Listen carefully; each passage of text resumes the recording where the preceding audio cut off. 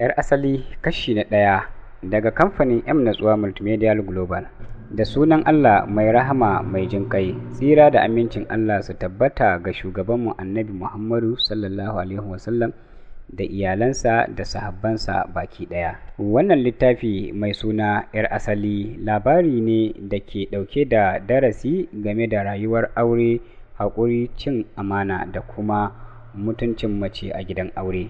Ina roƙon Allah ya sanya wannan littafin ya zama sanadin gyara da fahimta a tsakanin ma'aurata.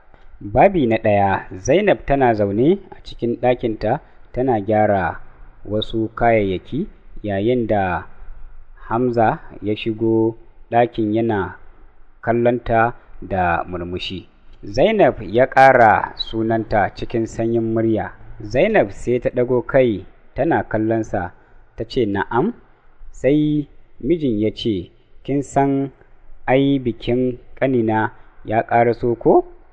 Zainab ta kaɗa kai da murmushi, mana, to ina ganin ki je gida ki gaida iyayenki tunda kin daɗe baki je gida ba. Maganar ta saka farin ciki a fuskar Zainab domin kuwa shekaru 2 kenan rabonta da zuwa gida. Cikin murna ta ce, to shi kenan. Tun daga ranar ta fara shirye-shiryen tafiya. Ranar da za ta tafi kuwa tana saka kayanta a cikin akwatunanta, sai Hamza ya dakatar da ita. Ya ce, a'a, karki tafi da akwatin nan. Zainab ta juyo tana kallonsa cikin mamaki, sai ta ce, saboda me? Amsar da ya bata shine akwatin zai iya lalacewa a mota, gara na saya miki ƙaramar jaka ki saka kayan da zaki buƙata. Bata yi musu ba, ta amince da maganar mijinta kamar yadda ta saba yi a duk rayuwarsu ta aure. Hamza ya saya mata ƙaramin jaka, ta ɗauki kaɗan daga cikin kayanta ta saka, sannan ta tafi gida cikin farin ciki da kewar iyaye. Wata ɗaya ta yi cif a gida kafin ta dawo, sai dai da dawowa gidan aurenta abu na farko da ta fara lura da shi shine rashin akwatunanta. Ta tsaya a tsakiyar ɗaki tana kallon inda aka saba aje su, babu ko ɗaya.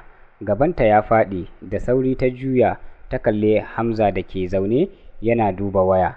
Hamza, ina akwatuna na? Ko kallonta bai yi ba, ya ce lokacin bikin ƙanina ne na manta ban rufe ƙofa ba, da na dawo sai na ga an ɗauke su. Kalmar suka tsaya mata a zuciya, sai ta ce, an ɗauke su? Yanzu haka kawai duk kayan lefena za su ɓace babu dalili? Amma duk da hakan sai ta haɗiye baƙin cikinta. Ta ce, kawai to Allah ya kyauta. Bata san cewa abin da take nema yana cikin gidan a zaune ba. Ku biyo mu a babi na 2 domin jin cakwakiya yaya al'amarin ta kasance. Sannan ku kasance tare da mu, ku bibiye mu a shafin zumuntarmu kamar su WhatsApp, Facebook da TikTok, YouTube. Ku yi sacin ɗin Yusuf M Natsuwa. A nan ne za ku iya samun ƙayatattun labarai.